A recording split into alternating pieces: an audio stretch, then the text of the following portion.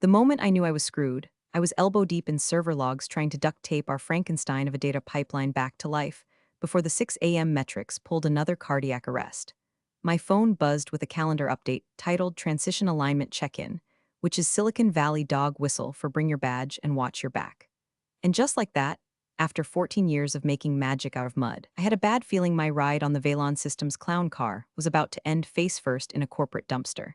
You ever spend a decade being the person everyone forgets until the coffee pot overflows or the customer dashboard starts spitting out nonsense like 99% of users live in Antarctica? That was me. Carolyn Lister, the fixer, the make it work girl.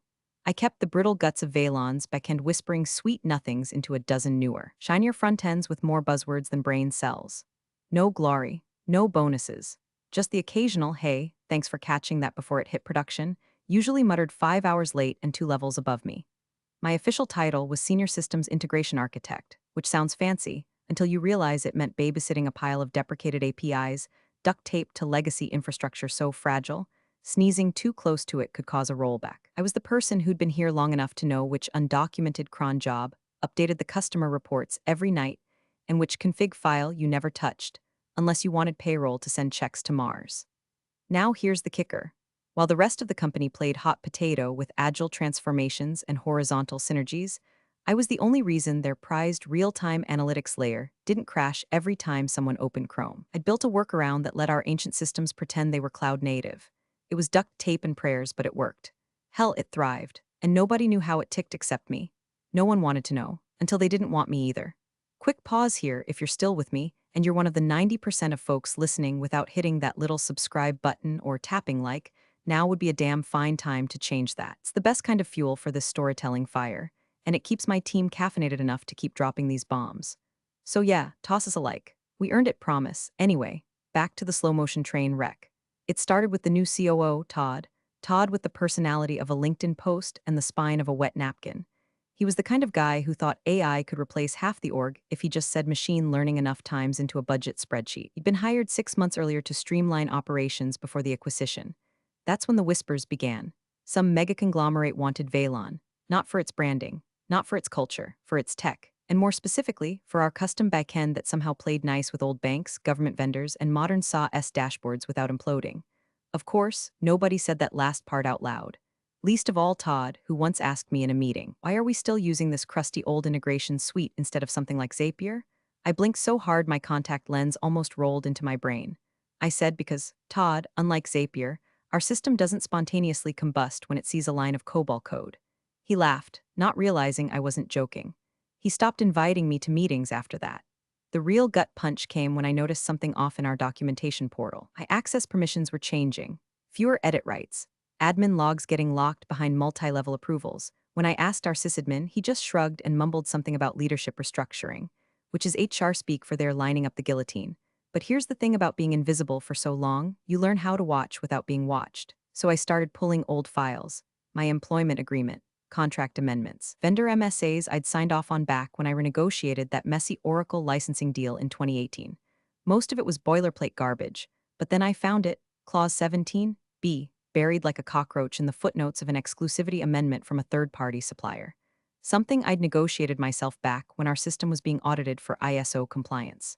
The clause was clear. In the event of a sale, escrow funds tied to system continuity would not release without direct involvement or verified documentation from the original integration lead. Spoiler, that lead was me. 14 years. No promotions past mid-tier management. A severance package barely enough to replace the car battery I'd been ignoring for months. And yet, this one clause, this overlooked, legally binding breadcrumb, was about to become my ace in the hole. And Todd. He had no idea he was stepping into a buzzsaw shaped like a PDF. 2 weeks after Todd's grand entrance parade, complete with inspirational quote posters and a quarterly vision deck that used the word synergy like it was going out of style, we got the email. Subject line: Leadership Optimization Phase I, Forward Momentum. Translation: People are getting axed and titles are about to start sounding like startup Mad Libs. The new VP of Infrastructure, Devin, who looked like he'd been factory printed from a frat house vending machine, started showing up to meetings with slogans instead of solutions.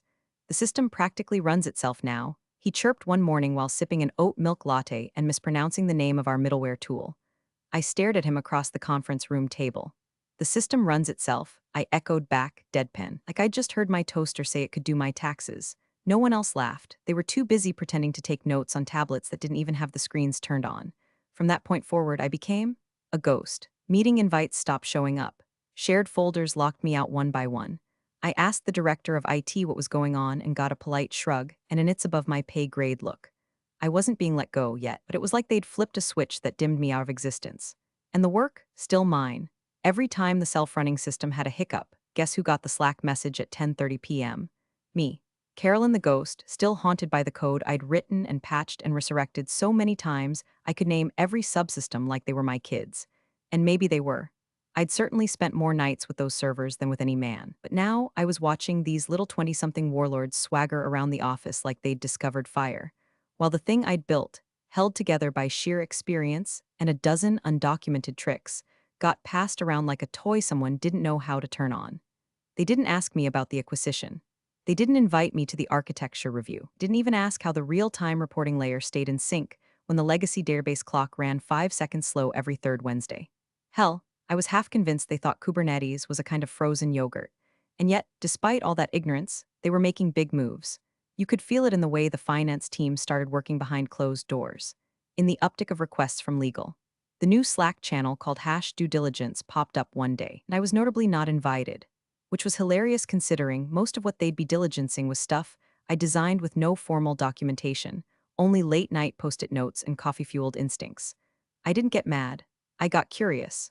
Then I got methodical. I pulled my employment contract from the encrypted backup drive I'd maintained since my second year at Valon, part habit, part insurance policy. Main agreement was nothing special. Non-compete, at will employment, the usual. But I wasn't looking for the front page fluff. I was looking for the clause, a specific continuity provision I vaguely remembered tacking into a vendor exclusivity amendment years ago during a nightmare Oracle renegotiation. It was the kind of legal landmine nobody ever notices until it goes boom in a mahogany conference room. Took me 3 hours to find it. Clause 17B, age 22 of the amended Master Supplier Agreement, dated August 14, 2018. Titled, Escrow Retention Tied to System Continuity and Operational Oversight. It stated in the driest, most delicious legalese that if Valon were acquired, and the systems in question formed part of the sale's material value, then escrow funds associated with continuity would not be released until the original system's architect, as defined in Exhibit A, confirms transfer of operational knowledge in a form satisfactory to the acquiring party. I stared at that line for a full minute, heartbeat steady as stone. Then I opened Exhibit A. There it was, my name, Carolyn Lister, in black ink, plain as day. I saved a fresh copy, backed it up to 3 locations, one encrypted cloud drive, one USB stick in my freezer behind the peas, and one on a read-only partition of my mirrored system. Then I sat back in my chair, hands folded. They didn't want me in the room anymore? Fine. Let them close a $200 million deal without the keys to the kingdom. Let them explain to the buyers how they plan to transfer my undocumented workflows without, well, me. Let's see how far it runs itself gets you when the system suddenly starts asking questions no one knows how to answer. Let's see how much not essential costs when the ink hits the escrow clause. It was a Friday. Of course it was. They always do it on Fridays, like a magician's sleight of hand. Slice the limb, let the weekend bleed it out, and by Monday, everyone's already pretending you never existed. I was halfway through debugging a reporting error that only happened when a certain client's data hit the system at 12:01 a.m. UTC, what I called a gremlin tickle job, and I got the calendar ping, no subject line. Just meeting 2:00 p.m. HR Conf RM3. I stared at it for a second, then turned off my second monitor, just sat there, quiet still, watching the cursor blink like it was tapping out a countdown. The room was already set when I arrived. Round table, bottled water. HR manager I barely knew. Todd, of course, sitting with his usual oily calm, like this was a coffee chat and not a corporate guillotine. Carolyn, he said with a nod, thanks for joining on short notice. I sat. Todd launched into it like he was reading from a brochure. In light of the organizational shift ahead of our strategic transition, we've had to make some tough decisions regarding team structure and operational redundancies. Operational redundancies. I'd become a duplicate file, forgotten adapter cable in a drawer full of USB-C dreams. We've evaluated the systems you've overseen, Todd continued, and given that much of that infrastructure will not be directly impacted by the upcoming sale, we believe the time is right to sunset your role. Sunset. They even turned termination into a vacation postcard. HR slid a manila folder toward me. Inside, A single month severance, subject to signing a non-disparagement clause. IP waiver and NDA so tight I'd barely be able to think about Valon without legal phantoms crawling out of the drywall. I didn't flinch. I didn't blink. I just looked at the papers like they were written in a language for ghosts. Do you have any questions? Todd asked, hands folded like a televangelist. Just one, I said, calm as still water. Do you know what an access agreement is? He blinked. Not specifically, no. I nodded slowly. Didn't think so, and then I stood. I didn't make a scene, didn't scream, didn't cry, just reached into my bag and pulled out a white envelope. On it, handwritten in block letters, transition plan, pending access agreement. I set it on the table. That's everything your team needs, I said, pending authorization, which, as you'll see, was never requested. HR opened her mouth, then closed it again. Todd looked at the envelope like it might bite. I unclipped my badge from my lanyard, set it on top of the folder, and walked out. My desk had already been emptied. Someone had done it before I even stepped into the room. The monitor was off. Keyboard unplugged. The tech version of a chalk outline. They'd wiped me out before the corpse was cold. As I walked down the hallway, I passed a few people who didn't even make eye contact. Others gave that awkward tight-lipped smile you give when someone just got kicked out of the tribe and you don't want to be next. But the worst was Jenna. She was new, maybe 6 months in. Sweet, a little green, always brought those protein bars that tasted like drywall but swore by them. She stopped in front of me, eyes wide. "They're really letting you go?" she whispered. "Apparently the systems run themselves now," I said, voice flat. "But you built half of it. Exactly half." I said, "The half they don't understand." I walked past her and didn't look back. In the elevator, I allowed myself one breath, one deep inhale to try and keep the shaking from starting. Not because I was afraid, no, that had passed hours ago. What I felt now was colder, deeper, like the ocean floor just before an earthquake. By the time I reached the parking lot, I was already on the phone, not with a recruiter, with my lawyer. "Hey, Sarah, it's time. Pull up the clause. Clause 17B. We're live. That weekend, I didn't sleep much. Not because I was anxious, because I was ready. They thought they were done with me, but I had just started playing." Sarah met me at her office that Sunday morning, hair in a messy bun, legal pads already waiting. She didn't ask questions. She just poured me coffee and said, "Start from the top." I walked her through the Friday massacre. The packet, the clause, the folder I left behind. She didn't interrupt once. Just wrote, fast, clean, the way she always did when her brain switched into predatory mode. When I finished, she tapped her pen twice against the pad, then looked up at me with that slow, calculating lawyer stare I'd seen her use in court when someone was about to get filleted. "Do they know you've seen this clause?" "No," I said. "I buried it on purpose." She raised an eyebrow. "Not out of spite," I added, "out of habit. I've been redlining vendor contracts for a decade. I learned to sneak protection clauses in like vitamins inside toddler food. The COO signed off because it was tied to the supplier exclusivity renewal. No one rereads those if the terms look cheaper." Sarah exhaled through her nose, impressed. "You sneaky bitch, that's why you love me." We spent the next 4 hours drafting memos. Not emails, memos. PDFs with date stamps, metadata, notarized signatures. She walked me through every angle, how the clause functioned, how much weight it carried if triggered, what documentation I had proving ownership of key systems. "Do they have any proof you handed off credentials or sign off?" she asked. "Nope, you sure?" I pulled out a thumb drive and plugged it into her laptop. A file directory opened, labeled, "System Access Requests 2023 Q4 Empty, no access tickets," I said. "No written request. No sign-off. No IP handover. They never even asked." She grinned like a pit bull spotting an unlocked gate. "You just became the human version of a dead man's switch." "Good," I said. "Let's make it louder." We built a document chain. Internal logs from my system keys. Slack screenshots showing unanswered queries. A record of the final system push I'd made 2 days before I was let go, with a log trail ending exactly at the moment of my termination timestamp. No follow-up. No delegation. Just a digital cliff. "And this?" Sarah said, opening one more folder marked escrow clause. I nodded. "That's the kill switch." It was all there, the clause from the vendor MSA, the linked exhibit naming me as the operational lead, and the stipulation that any sale of the company's core systems would require one of two things.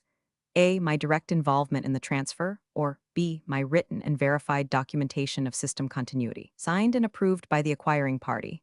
Neither existed. But that wasn't even the twist. The twist was what I'd done years ago, back when they promoted me without a title bump and tried to dump 3 engineers' worth of work on my lap. I'd created a system. A siloed, partitioned backend structure with key integration nodes, each one linked to a personal encryption token I generated under the internal provisioning guidelines. The tokens were revocable, rotating, tied to a master protocol that only I controlled. Not out of malice, not out of paranoia, just protocol. The IT team didn't notice because on paper it all looked standard. And it was technically, but the keys were mine, and without me the system couldn't be re-authenticated after 60 days. One silent timer ticking down, no fireworks, no shutdowns, just inaccessibility. Sarah sat back and exhaled. It's airtight. You didn't sabotage anything. You followed process. Exactly. I documented everything. My approvals, my requests, their silence. She closed her laptop. They think they fired the janitor, but they actually fired the architect holding the blueprints to the panic room. I stood and finished my coffee. What do we do now? She asked. Nothing. Nothing, not until they realized the vault's locked and they tossed the only key out with yesterday's bagels. I left her office with 3 printed packets, one for her, one for my own files, and one sealed in a safety deposit box I hadn't touched in years. Just in case. I didn't post on LinkedIn, didn't gossip with old coworkers, didn't answer the emails that started trickling in from burner accounts with "Hey, just checking in" subject lines. Let them wonder, let them whisper, because eventually someone on the buyer's side would find that clause. And when they did, silence wouldn't save anyone. I didn't have to stalk Valon's Slack channels or bug former coworkers for updates. They made it easy. Too easy.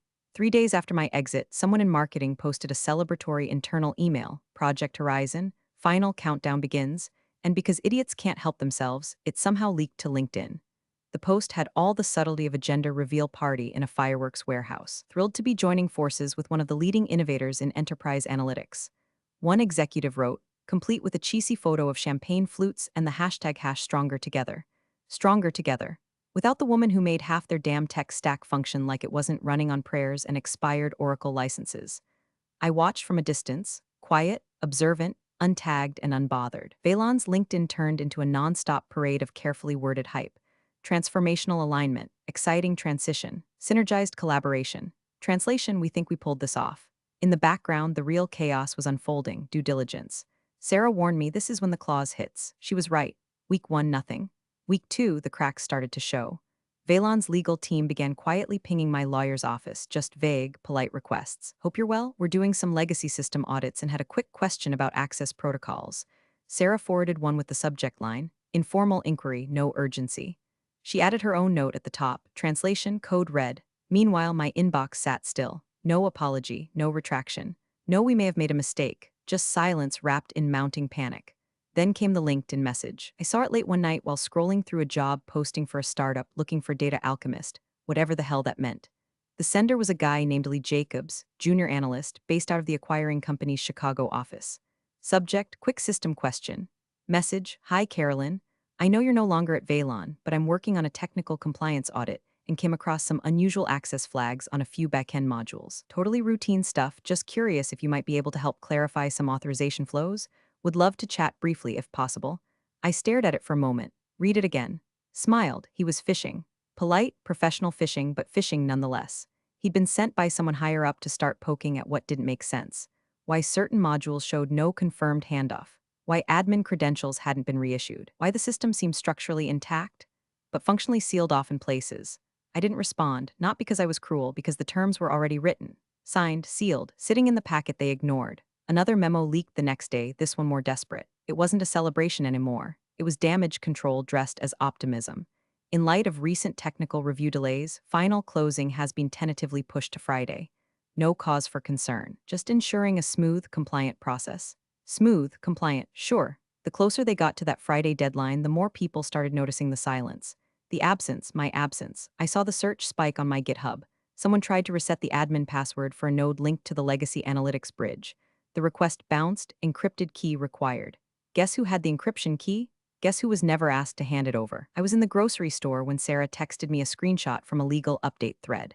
Legal thread buyer counsel, clause 17b, requires operational continuity certification or explicit sign-off from systems architect exhibit A.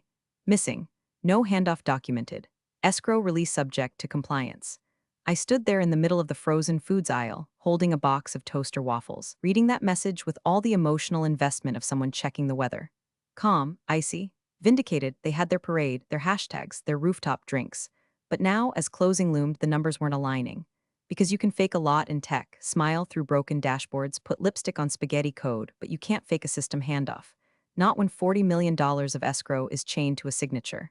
My signature. Cut the ribbon before they found the scissors.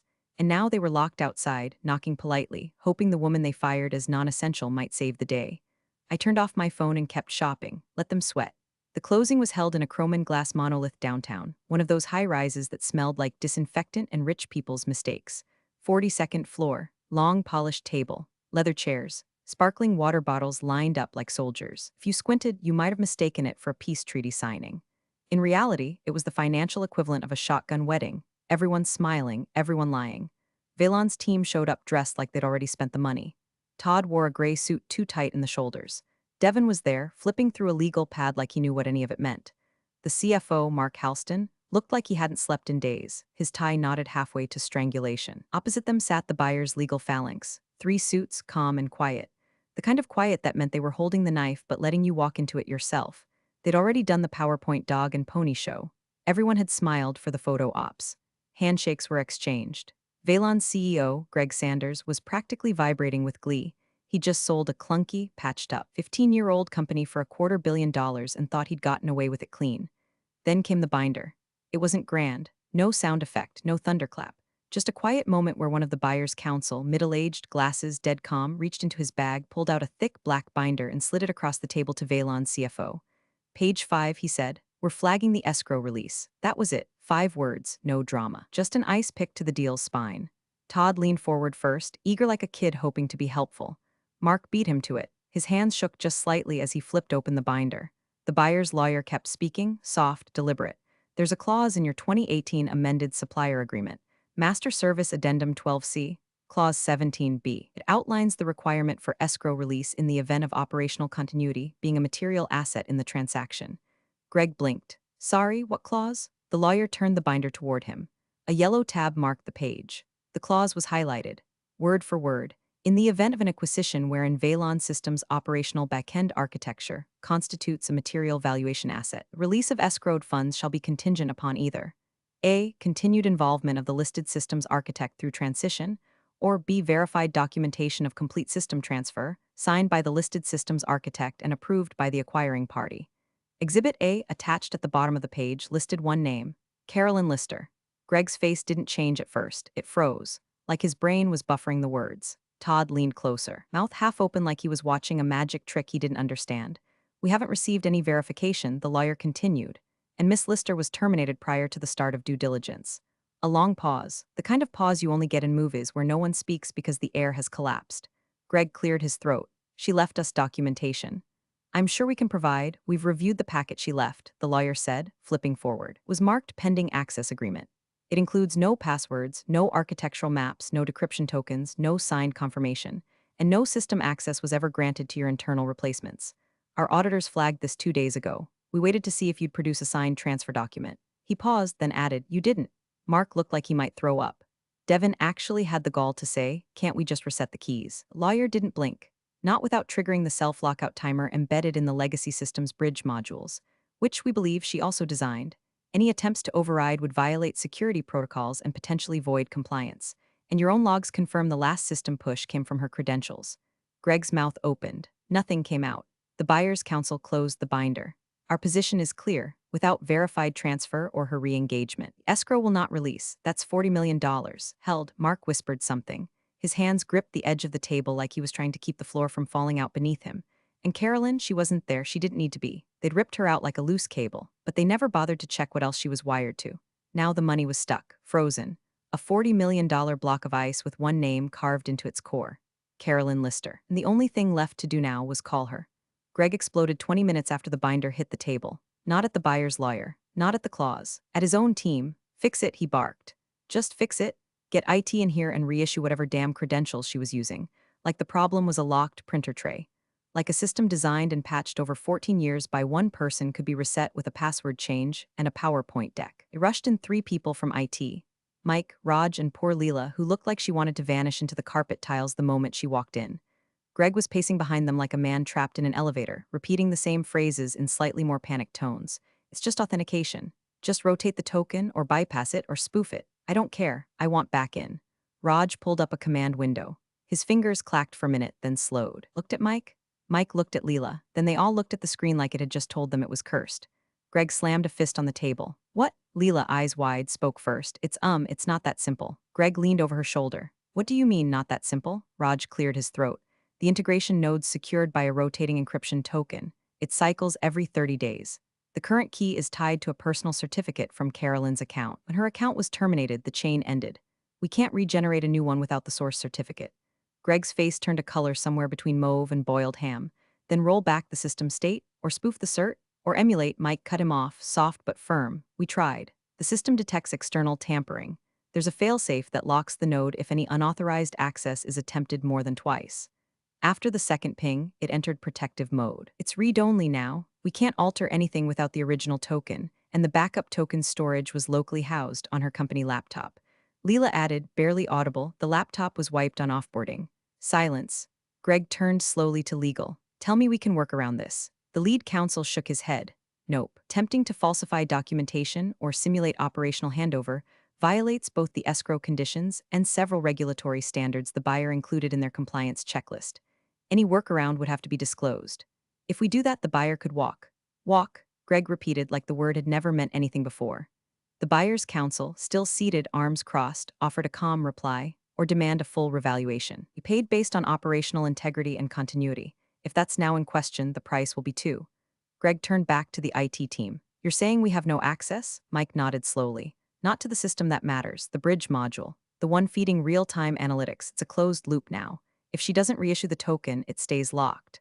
I don't believe this, Greg muttered. You're telling me one employee, one woman, is holding $40 million hostage? Rod shook his head. No, the clause is, she just happens to be the only person who can satisfy it.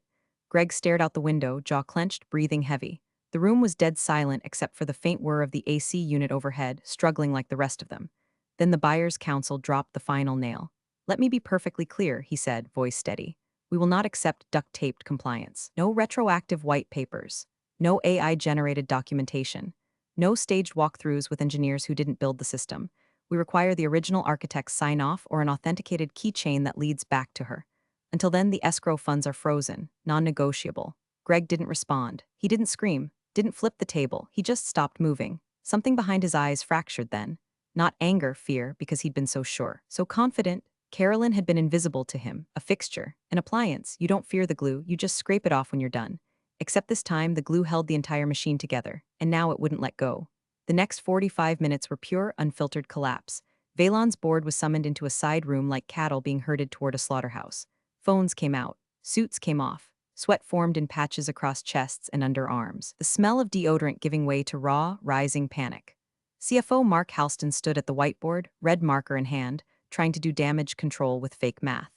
If we restructure the closing framework, he muttered, maybe we can negotiate down to a 10% temporary hold. Pending, they said no. The legal counsel interrupted, her tone just short of lethal. Not a penny of escrow is moving until Carolyn Lister's signature appears on the handover docs or the keys verify. Nothing. Todd, useless as ever, piped up. Isn't there a way to, I don't know, decouple the legacy system from the deal? Just call it non-material. The buyer's rep, still calm, still devastating, replied flatly. Your valuation claimed the real-time analytics were the core asset. Without it, you're a CRM with fancy fonts. Cold gust of silence swept the room. Greg finally spoke, voice low and cracked. Pull it from the purchase price. Everyone turned to look at him. Mark paled. Wait, what? Greg didn't blink. The 40 million, pull it. Move it into escrow directly. Eat the difference, close the deal. That's a sixth of the total, Mark snapped. And if we don't? Greg shot back. They walk, they revalue. They announce the clause to their investors and we become the punchline of a cautionary tale. You think another buyer's gonna step up after that? A beat. Then we have to close. Mark just nodded, eyes dead. The lawyers began rewriting terms. The buyer's team looked bored, like this wasn't the first time they'd watched a seller eat their own leg to stay alive. Then came the cherry on top. Sarah, my lawyer, had been quiet, observing. She waited until the last signatures were being inked, then casually dropped a folder on the table between Valon's and the buyer's legal teams. Before we proceed with retroactive documentation requests, she said smoothly, please see this formal statement from Miss Carolyn Lister, dated 2 days ago. Mark blinked. Wait, what is? It's a refusal, Sarah said, to sign anything retroactive. She paused, letting that sink in before continuing. She's happy to participate in the knowledge transfer, but only under 3 conditions. She opened the folder and laid it out. Immediate full reinstatement as systems transition lead with protected contract status. A revised base salary matching executive tier compensation. 2% of the total sale value paid direct, not in stock options. There was no yelling, no grand protest, just silence, like someone had sucked all the air out of the glass tower and replaced it with dread. The buyer's lawyer didn't flinch, just looked at Valon's side. Eyebrows raised. Well, he asked, voice calm. If you want the money, you know the terms. The CFO said nothing. Todd looked like he might cry, and Greg just slumped in his chair, jaw slack, eyes glassy. A director in the back finally whispered it. Who the hell let her go? No one answered. because the answer was all of them. They let me go when they stopped inviting me to meetings, when they called me redundant, when they wiped my name from the org chart but kept logging into the system I built, thinking it would just run itself forever. They treated me like a part they could swap out. But the system knew better, so did the clause, and now I had leverage. Cold, absolute, signed-in-ink leverage, because they didn't just need me, they owed me. Greg called 3 times, left 2 voicemails, then tried again using his assistant's number. Like I'd be more inclined to pick up if someone else carried his shame for him. I answered on the 4th try, not out of mercy, just timing. I was on my porch with a mug of black coffee and a quiet storm building in the distance. Birds chirped, my dog snored, it was a good morning. Carolyn, he said like he hadn't practiced the name a dozen times before dialing. We're in a situation here. You don't say. He chuckled weakly, like we were old friends swapping awkward stories at a high school reunion. Look, I know things didn't end ideally, but Greg, he stopped. My terms are in the packet I left on my desk. Silence. I let it hang long enough for him to feel every missed opportunity, every ignored Slack message, every skipped meeting where I'd sat quietly keeping his empire duct taped together. Then I ended the call. No threat, no negotiation, just truth. That afternoon, the buyer's lead counsel walked into the boardroom, briefcase in one hand, Carolyn's original envelope in the other. The one I'd left behind on the HR table, marked transition plan, pending access agreement. He laid it flat on the table in front of Greg. This is the only document we recognize, he said. Greg didn't answer. He couldn't. His face was gray now, kind of gray that doesn't come from age or stress, but from realizing you lit your own house on fire, and now the neighborhood's watching it burn. The envelope had never been opened. All this time, it had sat somewhere in a drawer or a pile or maybe just the corner of someone's desk, dismissed as a formality from a non-essential employee. A relic, a parting gift. But inside was the exact same thing I had told every single person would be required. The roadmap, the keys, the continuity protocols, all of it conditional on a signature. Mine, no one forged it, no one substituted it because they couldn't, not legally, not structurally, and not without detonating what was left of the deal, so they opened it finally. And this time they read it, the buyer reviewed the clause again. Aloud, no drama, no gloating, just clinical, precise delivery. Involvement of the listed system's architect or verified. Authenticated sign-off required for full release of escrow. He closed the envelope gently. We won't proceed without her signature. Period. Greg didn't speak. His hands were folded in front of him, knuckles white, jaw clenched so tight you could hear his molars creaking. The rest of the room didn't move, not legal. Not the CFO, not even Todd, who had gone so still it was like his soul had quietly slipped out and taken the elevator down without him. They all knew. They'd cut out the one person who could finish the bridge they were halfway across. They declared me irrelevant, expendable, redundant, but they forgot one thing. Systems don't run themselves, they run on people. And some people leave behind more than just empty desks. Some leave behind landmines, calmly labeled, thoroughly documented, and entirely legal. Greg sat there, pale and broken, as the lawyer slid the envelope back into his briefcase. No one said another word, because there was nothing left to say. She's not essential, he'd said. But the clause and $40 million said otherwise. Appreciate you sticking around, you legends of the break room. Subscribe for more chaos. Let's make your old managers spill their coffee in fear.